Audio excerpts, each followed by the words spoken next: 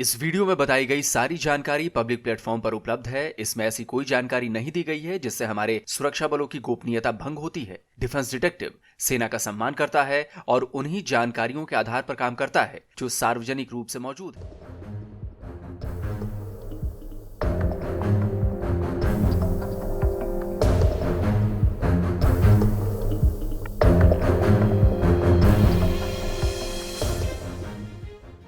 उसे silent killer कहा जाता है।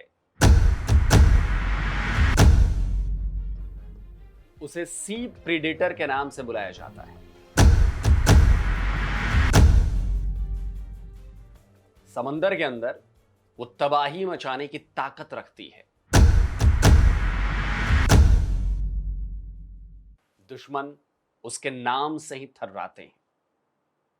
वो है जर्मनी की टाइप 214 सबमरीन। दुनिया के 4 देशों की नेवी इस जर्मन सबमरीन का इस्तेमाल कर रही है। हेलनिक नेवी यानी ग्रीस की जो नौसेना है वो इस्तेमाल कर रही है। रिपब्लिक ऑफ कोरिया यानी कि साउथ कोरिया वो इस्तेमाल कर रही है उसकी नेवी। पोर्चुगल और तुर्की की नेवी की भी ताकत ये सबमरीन बढ़ा रही है। और अब इस सबमरीन के भारत की नौसेना की शान बढ़ाने की भी चर्चाएं चल रही हैं। देखिए, इसी साल अगस्त में भारत सरकार ने प्रोजेक्ट 75I के तहत जर्मनी के साथ 6 एडवांस सबमरीन की डील को क्लियरेंस दी थी। जर्मनी की थाइसन-करप मरीन सिस्टम यानी टीकेएमएस और Mazagon Dock Ship Builder Limited के बीच यह कॉन्ट्रैक्ट होने वाला है। दोनों कंपनीज के अधिकारी इस डील को लेकर आपस में उनकी बातचीत चल रही है।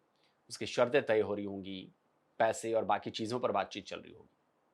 इससे पहले भारत फ्रांस से स्कॉर्पियन पनडुब्बी के लेकर बातचीत कर रहा था, लेकिन फ्रांस की तुलना में जर्मन पनडुब्बी इंडियन नेवी को ज्यादा सूट कर रही है। और वैसे भी स्कॉर्पियन क्लास की कुछ सबमरीन्स जो हैं वो हम पहले से यूज कर रहे हैं। जो फ्रांस से हमने ली थी, शायद 6 ही ली थी ये। और तभी से खबर चर्चा में है कि इंडियन नेवी ने जर्मनी की टाइप 214 सबमरीन में दिलचस्पी दिखाई है। अब सवाल तो यहां पर बनता है ना कि ऐसा क्या खास है जर्मनी की इस पनडुब्बी में जो इंडियन नेवी ने फ्रांस और स्वीडन की सबमरीन्स को छोड़कर इसे अक्वायर करने की चर्चा शुरू की है या योजना बनाई है। स्पेसिफिकेशंस की बात करें तो 71 मीटर लंबी, 2000 टन वजनी और 13 मीटर ऊंची ये HW क्लास 214 NG सबमरीन एक डीजल इलेक्ट्रिक सबमरीन है। ये पनडुब्बी 4th जनरेशन EIP सिस्टम से लैस है। ये प्रोपल्शन सिस्टम सबमरीन की अंडर वाटर एंड्योरेंस को बढ़ा देता है। एंड्योरेंस मतलब जो अंदर पानी के अंदर रहने की जो वक्त है वो वक्त बढ़ा देता है।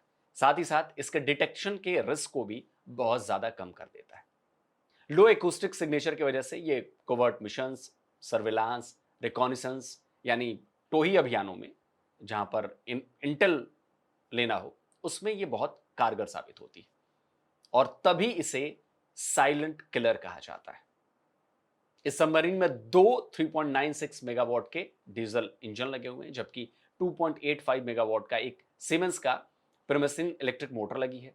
इस सबमरीन की सरफेस स्पीड जो है, मतलब सरफेस जो स्पीड है वो 10 किलोनॉट्स पर आवर की है, जबकि अगर ये पानी के अंदर चल जाती है यानी कि सबमर्ज्ड स्पीड जो है वो 20 किलोमीटर पर आवर की है।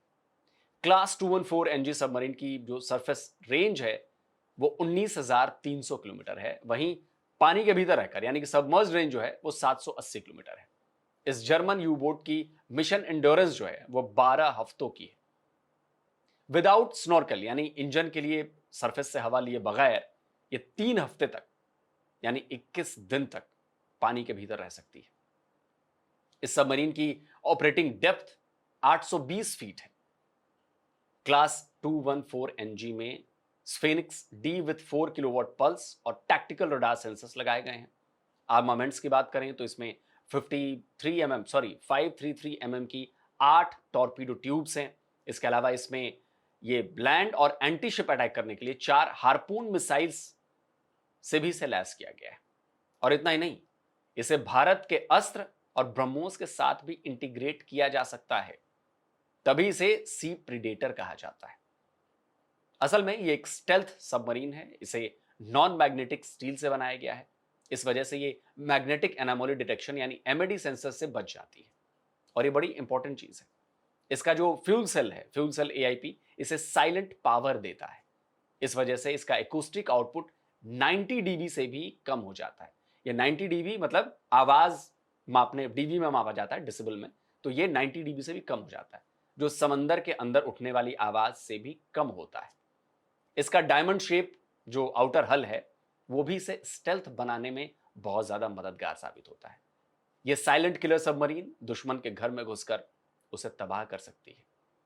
तो अगर यह सबमरीन इंडियन नेवी का हिस्सा बनती है तो यह पाकिस्तान और चीन दोनों के लिए बहुत ज्यादा चैलेंजिंग साबित होने वाली है। दोस्तों, आपको क्या लगता है कि भारत को इस सबमरीन को लेना चाहिए? कमेंट करके अपनी राय दीजिए। और जिन दोस्तों ने अभी तक डिफेंस डिटेक्टिव को सब्सक्राइब नहीं किया है तो भाई चैनल को सब्सक्राइब करें, साथ में बेल आइकन प्रेस करें, और हां, ऑल नोटिफिकेशन ऑन करना मत भूलिएगा, ताकि हमारे द्वारा अपलोड किए गए हर वीडियो की जानकारी आप तक फौरन पहुंच जाए। जल्दी मिलता हूं एक और नए वीडियो के साथ। नमस्कार, जय हिंद। तो अगर आप चाहते हैं मुझसे बात करना, मुझसे कोई सवाल पूछना, तो फैन कॉल पर आप मुझसे कनेक्ट हो सकते हैं। फैन कॉल में ये सुविधा है कि आप अपने हिसाब से वहां पर जाकर टाइम स्लॉट बुक कर सकते हैं कि आपको फलाने दिन मुझसे बात करनी है, फलाने टाइम पे मुझसे बात करनी है। लेकिन ये भी बता दूं कि ये पेड सर्विस है।